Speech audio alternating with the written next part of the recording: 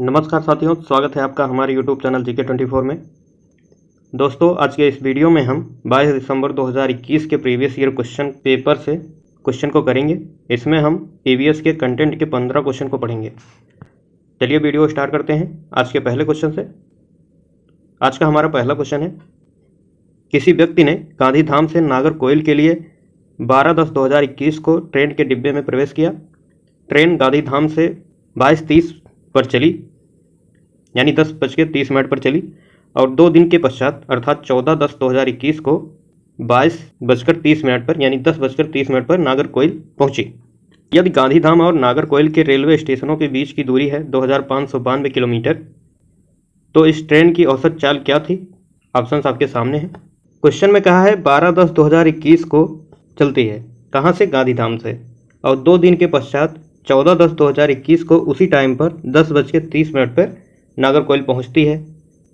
2 दिन में समय होगा 48 घंटे और गांधीधाम और नागरकोइल के बीच स्टेशनों के बीच की दूरी है 2592 किलोमीटर। हमें निकालना है चाल। चाल का फार्मूला होता है चाल बराबर दूरी बटे समय। हमें दूरी पता है 2592 किलोमीटर और समय है 48 घंटे। जब हम इसे डिवाइड करेंगे तो इसका आंसर आएगा 54 किलोमीटर प्रति घंटे। यहाँ ऑप्शन में देखेंगे तो 54 तो है, लेकिन मीटर प्रति सेकंड में दिया गया है। कभी कभी होता है कन्फ्यूजन में, आंसर यही मार देते हैं, लेकिन हमें किलोमीटर प्रति घंटे से मीटर प्रति सेकंड में चेंज करना होगा। तो मीटर प्रति सेकंड में चेंज करने के लिए हम इसमें 5/18 से गुणा करेंगे। यहाँ से आ जाएगा 15 मीटर प्रति सेकंड। तो इस प्रकार ऑप्शन नंबर 4 सही हो जाएगा, 15 मीटर प्रति सेकंड। बढ़ते हैं अगले क्वेश्चन की ओर। दूसरा प्रश्न है, अल बर्नी एक यात्री जिसने हमारे देश का भ्रमण किया था के बारे में नीचे दिए गए कथनों पर विचार कीजिए। कथन ए दिया गया है, अल बर्नी ने भारत का भ्रमण 1000 वर्ष से भी पहले किया था। यह कथन सही होगा। अल बर्नी 1017 से 1020 ईस्वी के मध्य में वर्तमान के उज्बेकिस्तान से भारत आया था, अर्थात आज के लगभग 1000 साल पहले वह भारत में भ्रमण किया था। अगला कथन है, उसने उन चीज़ों के बारे में लिखा जो उसके अपने देश से बहुत भिन्न थी, विशेष रूप से पानी को एकत्र करने के लिए बनाए गए तालाब। यह भी कथन सही है। उसने उस समय के तालाबों के बारे में लिखा है। भारत के लोग तालाब बनाने में अत्यधिक कुशल थे। अगला कथन है, हम उन लेखों से अपने इतिहास के बारे में बहुत कुछ सीख सकते हैं। यह भी कथन सही है। इसका सही आंसर होगा ऑप्शन नंबर 3, ए, बी और सी तीनों सही हैं। तीसरा प्रश्न है, स्लॉथ के विषय में नीचे दिए गए विषयों पर विचार कीजिए। कथन ए, स्लॉथ लगभग 20 घंटे वृक्ष से उल्टे लटक कर मस्ती से सोता है। यह गलत है। स्लॉथ पेड़ों पर उल्टा लटक कर प्रतिदिन 17 घंटे सोता है, ना कि 20 घंटे। कथन बी है, स्लॉथ जिस वृक्ष पर रहता है उसी के पत्ती को खाकर अपना पेट भरता है, इसे कहीं और जाने की आवश्यकता नहीं होती। यह बिल्कुल सही है। स्लॉथ जिस पेड़ पर रहता है उसी की पत्तियों को खाता है। कथन सी दिया गया है, स्लॉथ की आयु लगभग 20 वर्ष होती है और इतने समय में वह केवल 2 वृक्षों पर ही जाता है। यह कथन भी गलत है। स्लॉथ की उम्र लगभग 40 वर्ष होती है। वह अपने पूरे जीवन काल में केवल 8 पेड़ों के इर्द गिर्द ही घूमता है। तो इसका सही आंसर होगा केवल बी, ऑप्शन नंबर 4। चौथा प्रश्न है, घटपर्णी पादप जो कीट और मेंढक तक को फंसाकर खा सकता है, हमारे देश के एक पूर्वी राज्य में भी पाया जाता है। इस राज्य का क्या नाम है? ऑप्शन है मेघालय, मिजोरम, असम, नागालैंड। तो इसका सही आंसर होगा मेघालय, ऑप्शन नंबर 1। घटपर्णी को नेपेंथस या नेपेंथीस के नाम से जाना जाता है। यह ऑस्ट्रेलिया, इंडोनेशिया और भारत के मेघालय में पाया जाता है। इसका आकार घड़े जैसा होता है और इसके मुख पर एक पत्ता होता है जो कीटों को ऊपर से ढक लेता है। ये पौधे ऐसे स्थान पर पाए जाते हैं जहां पर नाइट्रोजन की कमी होती है और वह नाइट्रोजन की पूर्ति के लिए कीटों, मेढकों आदि को पकड़ते हैं। अगला प्रश्न है, 3 पक्षियों का वह समूह जिसका प्रत्येक सदस्य वस्तुओं को हमारी तुलना में 4 गुना अधिक दूरी तक स्पष्ट देख सकता है। अर्थात जो वस्तु हम 2 मीटर की दूरी से देखते हैं उसे वह 8 मीटर की दूरी से ही देख लेता है। यह समूह कौन सा है? ऑप्शन दिया गया है बाज, कौवा, कबूतर, कौवा, चील, बुलबुल, कबूतर, तोता, चील, बाज, चील और गिद्ध। इसका सही आंसर होगा बाज, चील और गिद्ध, ऑप्शन नंबर 4। बाज, चील और गिद्ध के पास एक नेत्री दृष्टि होती है। यह उन्हें शिकार का पता लगाने में मदद करता है। ये हम लोगों से 4 गुना अधिक दूरी तक देख सकते हैं।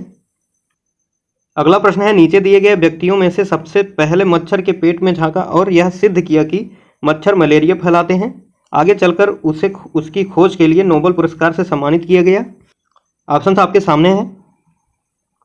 इसका सही आंसर हो जाएगा option number 4, Ronald Ross. Ronald Ross एक ब्रिटिश चिकित्सक यानी डॉक्टर थे। उन्होंने 1897 ईस्वी में एक मच्छर के पेट से मलेरिया परजीवी की खोज की और यह साबित किया कि मलेरिया मच्छरों से फैलता है। इसके लिए 1902 ईस्वी में इन्हें चिकित्सा का नोबेल पुरस्कार प्रदान किया गया था। बात करते हैं मलेरिया की। मलेरिया प्लाज्मोडियम नामक परजीवी के कारण फैलता है। इस रोग का वाहक मादा एनाफ्लीज मच्छर होती है। मलेरिया के उपचार के लिए क्विनोन का इस्तेमाल किया जाता है जो सिनकोना से प्राप्त किया जाता है। बढ़ते हैं अगले क्वेश्चन की ओर। अगला है, अंडमान के द्वीपों में सुनामी किस वर्ष में आई थी? ऑप्शंस हैं 2001, 2002, 2012, 2004। तो इसका सही आंसर होगा 2004, ऑप्शन नंबर 4। 26 दिसंबर 2004 को इंडोनेशिया के सुमात्रा द्वीप के पास 9.1 तीव्रता वाला समुद्र के नीचे भूकंप आया। कारण उत्पन्न सुनामी में लगभग 2,25,000 लोगों की जान गई। इसमें इंडोनेशिया, श्रीलंका, भारत, मालदीव और थाईलैंड को भारी नुकसान हुआ। अंडमान और निकोबार द्वीप समूह से हजारों की संख्या में लोगों की मौत हुई। अगला प्रश्न है, 2 बच्चों की क्लिनिकल विकृति रिपोर्ट नीचे दिए अनुसार थी। आरती जिसकी उम्र 12 वर्ष है, हीमोग्लोबिन है 10.5 ग्राम प्रति डेसीलीटर। नमन जिसकी आयु 12 वर्ष है, हीमोग्लोबिन है 8 ग्राम प्रति डेसीलीटर। उपरोक्त रिपोर्ट के आधार पर निम्नलिखित में से कौन सा एक निष्कर्ष निकाला जा सकता है? ऑप्शन आपके सामने हैं। इसका सही आंसर होगा ऑप्शन नंबर 2। दोनों ही रक्ताल्पता यानी एनीमिया से पीड़ित हैं। 11 से 18 वर्ष की आयु में लड़कों में हीमोग्लोबिन की सांद्रता होती है 12.7 से 17.7 ग्राम प्रति डेसीलीटर और लड़कियों में 12 से 15 ग्राम प्रति डेसीलीटर होती है। अब क्वेश्चन में दिया गया है कि आरती जो 12 वर्ष की है इसका हीमोग्लोबिन काउंट है 10.5 ग्राम प्रति डेसीलीटर, जबकि सामान्यतः 12 से 15 के बीच होना चाहिए, यानी कि हीमोग्लोबिन कम है, अतः इसे एनीमिया यानी रक्ताल्पता रोग है।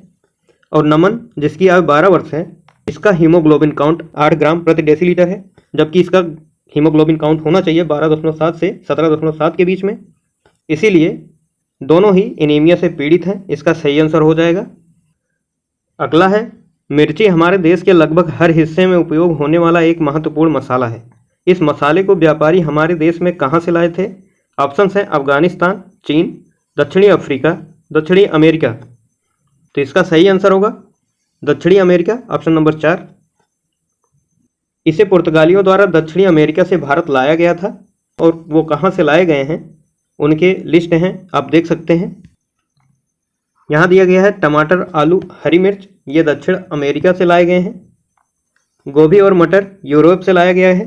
काफ़ी बीन और ओकरा, इसे भिंडी भी कहते हैं, ये अफ्रीका से लाया गया।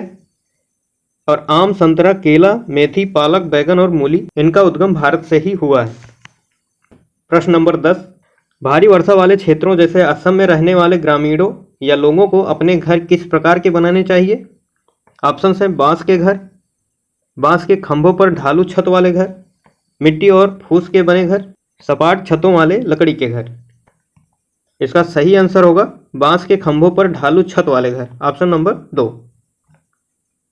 क्योंकि असम में भारी बारिश होती है इसीलिए मकान जमीन से 10 से 12 फीट ऊपर अर्थात 3 से 5 मीटर ऊपर बनाए जाते हैं।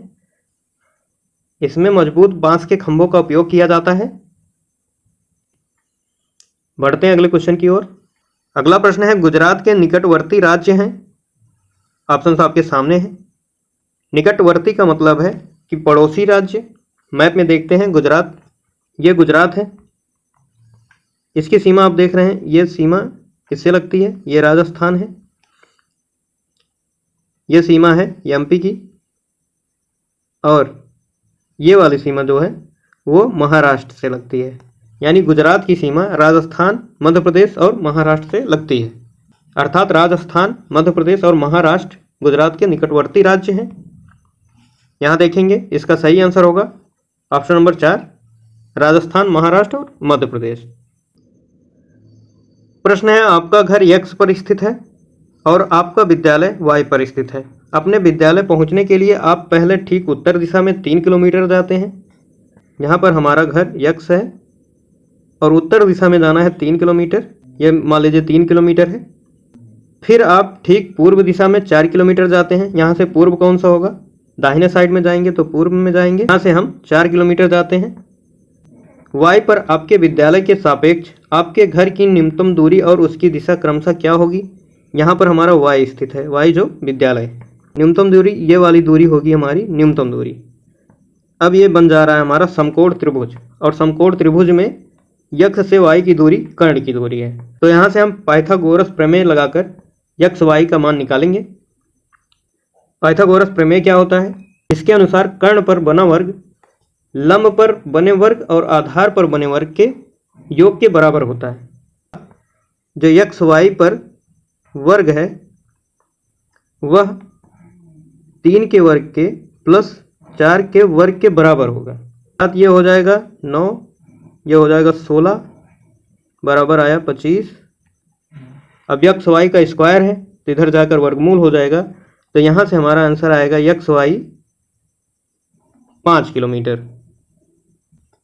ये तो हमारा आ गया 5 किलोमीटर। y से हमको दिशा बतानी है, किसके सापेक्ष, y के सापेक्ष बताना है x की दिशा। तो यहाँ से देखेंगे वेस्ट होगा और ये साउथ होगा, और वेस्ट और साउथ के कॉर्नर पर स्थित है x। तो यहाँ से हमारा सही आंसर होगा ऑप्शन नंबर 1, 5 किलोमीटर दक्षिण पश्चिम। अगला प्रश्न है, उस पक्षी का नाम जिसकी आंखें मानव की तरह सामने की तरफ होती हैं। ऑप्शन है लोमड़ी, चील, गरुड़, उल्लू। सही आंसर होगा उल्लू, ऑप्शन नंबर 4। इसकी आंखें मानव की तरह सामने की तरफ होती हैं और यह 270 डिग्री तक अपने गर्दन को घुमा सकता है। अगला प्रश्न है, घाना नेशनल पार्क किस राज्य में स्थित है। ऑप्शन है राजस्थान, उत्तर प्रदेश, उत्तराखंड, गुजरात। इसका सही आंसर होगा राजस्थान, ऑप्शन नंबर 1। घाना नेशनल पार्क राजस्थान के भरतपुर जिले में स्थित है। यहाँ पर सर्दियों में साइबेरियन सारस की दुर्लभ प्रजातियां आती हैं। इसे यूनेस्को की विश्व धरोहर में शामिल किया गया है। अगला और अंतिम प्रश्न, यहाँ दिया गया स्थान और पसंदीदा भोजन जिसका हमको मिलान करना है। गोवा का पसंदीदा भोजन है नारियल के तेल में बनी समुद्री मछली, ए का मिलान होगा 4 से। कश्मीर, यहाँ का भोजन है सरसों के तेल में बनी मछली, बी का मिलान 5 से। केरल में करी के साथ उपला हुआ टैपियोका खाया जाता है, इसका मिलान होगा 3 से। हांगकांग में पकाया हुआ सांप खाया जाता है, इसका मिलान होगा 2 से। तो इस प्रकार इसका सही आंसर होगा ऑप्शन नंबर 3। तो दोस्तों आज का वीडियो यहीं पर समाप्त होता है। मिलते हैं अपने नेक्स्ट वीडियो में 22 दिसंबर 2021 के पेडागोजी के क्वेश्चन को लेकर। तब तक के लिए स्वस्थ रहिए, मस्त रहिए, पढ़ते रहिए। चैनल को सब्सक्राइब करना मत भूलिएगा। धन्यवाद।